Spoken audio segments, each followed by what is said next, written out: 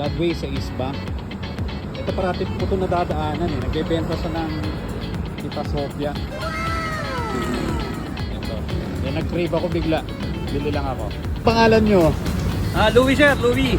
Matagal na ba kayo dito sa East Bank? Nagbebenta ng hopya? Actually, ano na ako dito sir, before pandemic, nagtitinda na ako rito. Pero mag 7 years na rin ako nagtitinda ng hopya. Ano ba yung ano nyo? Mabenta nyo dito na ano, na paninda? Yan, meron tayong hopyang ribones. Yan, merong munggo, may de leche, ubi de leche, yan, mga ganyan. Sa isang araw, nakakailan ba kayong box? Sa isang araw, siguro mga 150 bucks na lang per day. Okay pa rin, ano? Masaya naman sir, masaya. Kasi iba-ibang tao bumibili rito. Yan, mga suki ko, mga sakyan.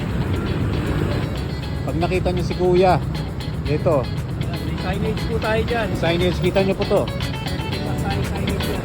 Tita Sofia.